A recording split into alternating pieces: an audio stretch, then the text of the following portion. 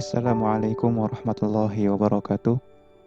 Hamdan wa syukran lillah, salatan wa salaman ala rasulillah, nabiyina al-mustafa Muhammad sallallahu alaihi wasallam wa ala alihi wa ashabihi wa man tabi'ahum bi ihsanin ila yaumiddin.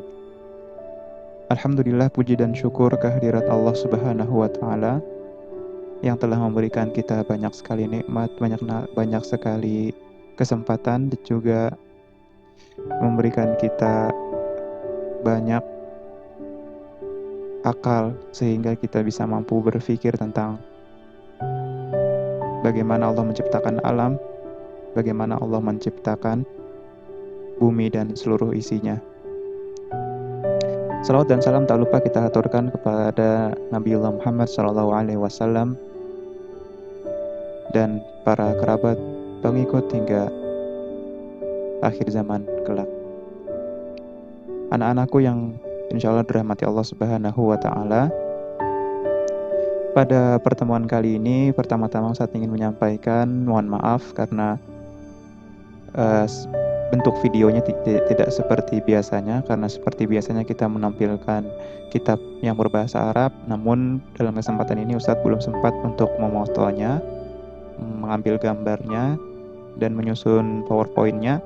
Jadi kita kasih background-nya pemandangan alam saja ya. Semoga bisa menjadi tafakur kita pada Allah Subhanahu wa Ta'ala, tafakur nikmat.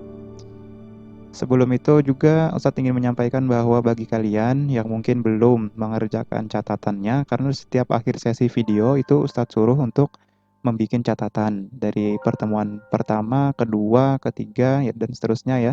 Itu harus ada catatan. Nah, dan catatan itu akan Ustadz nilai. Jika tidak ada nilainya, maka jika tidak mengumpul catatannya, mohon maaf, Ustadz tidak akan nilai. Jadi masih ada kesempatan bagi kalian yang masih belum lengkap catatannya dalam setiap video, ya. Jadi harus mengumpulkan catatannya di Classroom, difoto dan dikumpulkan. Jangan hanya diserahkan, tapi tidak difoto ya. Difoto dan diserahkan, klik serahkan. Oke, kita masuk ke pembelajaran, dan ini insya Allah materi terakhir dari bab sodakoh. Besok atau minggu depan nanti ada infak dan seterusnya ya, ada hibah, ada wakaf. Tapi untuk sodakoh video ini yang terakhir. Kita sampai ke pembahasan nomor 4, yaitu arkanus sodakoh, yaitu tentang rukun-rukun sedekah. Arkanus sodakoh wa syurutuha, rukun-rukun sodakoh dan syarat-syaratnya. Yang pertama adalah hendaklah sodakoh itu bagi orang yang bersodakoh, harta itu adalah memang milik pribadi dia. Jadi sepenuhnya adalah milik dia.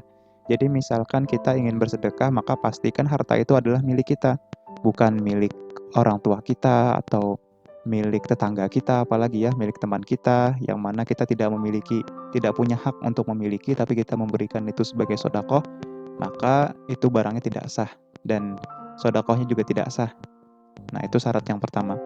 Kemudian syarat yang kedua adalah hendaklah yang diberi sodakoh, ya, orang yang diberi sodakoh ini adalah orang yang memang mampu untuk memiliki barang tersebut, ya, mampu memiliki atau mengelola barang tersebut.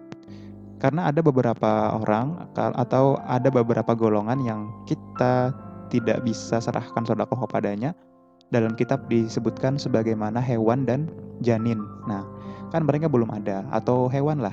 Hewan memang ada, tapi hewan kan belum bisa berpikir. Tidak bisa berpikir, bahkan tidak bisa mengelola harta, tidak bisa mengelola sedekah. Nah, oleh karena itu tidak boleh untuk bersedekah kepada janin ataupun hewan. Tapi hewan boleh kita kasih makan saja. Dan itu juga termasuk sedekah. Maksudnya sedekah di sini adalah sedekah yang berupa uang atau barang ya. Untuk makanan insya Allah boleh, insya Allah bisa. Kemudian yang ketiga, ijab dan kabul. Ijab dan kabul. Artinya ijab itu dari kita dan kabul dari yang penerima. Jadi ada serah terima di sana, ada serah terima. Kemudian yang keempat adalah syarat dari sesuatu bahwa hal tersebut mampu diperjualbelikan. Jadi barang yang diserahkan kepada kita, kemudian barang yang kita serahkan kepada orang lain, maksudnya itu orang lain itu bisa memperjualbelikannya lagi. Contohnya misalkan barang. Nah, kita memberikan barang kepada orang lain dan orang lain mau menjualnya, itu bisa. Atau kita memberikan uang dan dengan uang itu bisa orang lain itu membelikan barang lain. Itu juga bisa. Nah, itu arkanus sodakoh, rukun-rukun sodakoh dan syarat-syaratnya ya. Jadi ada 4. Kemudian yang kelima, ternyata sodakoh itu dapat tidak menjadikan pahala. Nah, kita sebutkan pada minggu lalu bahwa banyak sekali dalil yang menyatakan bahwa sodakoh itu berpahala, sodakoh itu mendatangkan ridha Allah dan sebagainya. Tapi ternyata ada beberapa hal yang jika seandainya kita menerapkan ini, maka pahala dari sodakoh kita tidak ada atau hangus. Jadi sodakoh itu harus ikhlas. Nah, harus ikhlas. Jika sodakoh dilaksanakan atau sodakoh diberikan tanpa rasa ikhlas kepada Allah Subhanahu wa Ta'ala, artinya dengan sangat terpaksa dia memberikan harta ini, maka itu tidak bernilai pahala.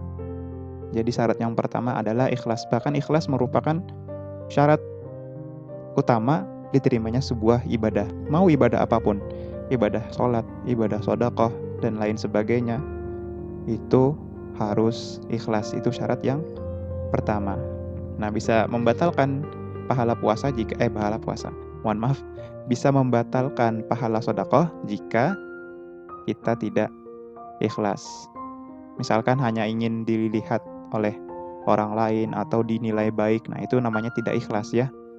Artinya harus ikhlas.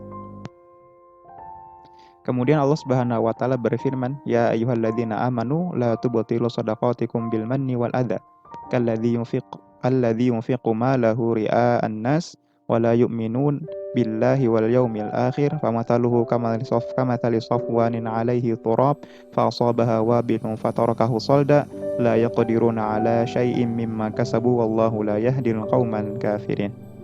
Dari ayat tadi kita dapat mengungkapkan bahwa sedekah bisa batal. Yang pertama, menyebutkan nilai dari sedekah. Misalkan aku sudah bersedekah pada dia sekian. Nah, itu artinya kita tidak ikhlas karena kita hanya mengharapkan pujian dari orang.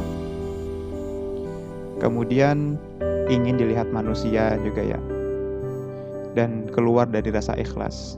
Nah, jadi yang selama ini kita anggap bahwasanya sedekah itu berpahala, ternyata memang betul berpahala, tapi ternyata di sisi lain pahala itu bisa hangus atau bahkan tidak ada ketika kita tidak menerapkan niat yang ikhlas dalam hati kita atau kita bersifat riya, yaitu menyebutkan pahala atau menyebutkan sedekah kita, menyebutkan sedekah kita kepada orang lain sehingga kita dinilai sebagai orang yang baik atau sebagai seorang yang dermawan.